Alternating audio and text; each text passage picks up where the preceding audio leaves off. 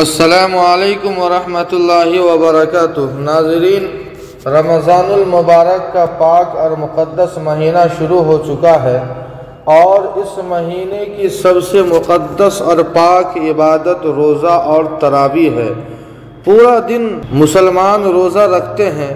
بہت سارے ہمارے مسلمان بھائی اس رمضان المبارک کے پاک مقدس مہینے میں کرونا ٹیسٹ کروانے سے اس لیے گریز کرتے ہیں کہ اس سے روزہ ٹوٹ جائے گا۔ آخر اصل مسئلہ کیا ہے وہ جاننے کی ہم لوگ کوشش کرتے ہیں۔ ناظرین، دارالعلوم دیوبند سے اسی طرح کا فتویٰ اور مسئلہ پوچھا گیا تھا۔ دارالعلوم نے کیا جواب دیا ہے، پورا سوال اور جواب آپ کی خدمت میں پیش ہے، غور سے سنیں اور ویڈیو اچھا لگے تو قاسمی جی کے کو سبسکرائب کر دیں۔ پہلے سوال دیکھیے، سوال کیا ہے؟ سوال: روزے کی حالت میں کرونا وائرس ٹیسٹ کا کیا حکم ہے؟ اس سے روزہ تو نہیں ٹوٹتا؟ جواب مرحمت فرما کر ممنون فرمائے۔ دارالعلوم دیوبند کا جواب سنیے۔ بسم اللہ الرحمن الرحیم۔ الجواب وباللہ التوفیق۔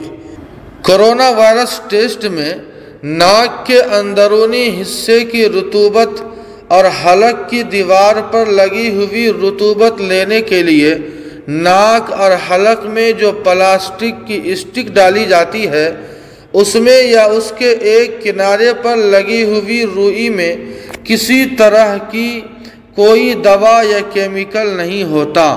یہ اسٹک صرف ایک بار ڈال کر اور اندر گھما کر واپس نکالی جاتی ہے، دوبارہ نہیں ڈالی جاتی۔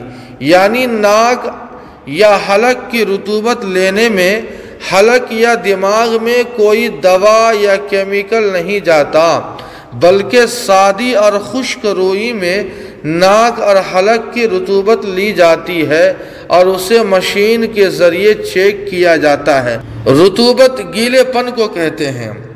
لہٰذا روزے کی حالت میں کرونا وائرس ٹیسٹ کے لیے ناک یا حلق کی رطوبت دینا جائز ہے، اس سے روزے پر کوئی فرق نہیں پڑے گا۔ ناظرین، اب ہم مسلمانوں کا خدشہ دور ہو گیا، لہٰذا اب روزے کی حالت میں بھی کرونا ٹیسٹ کروا سکتے ہیں۔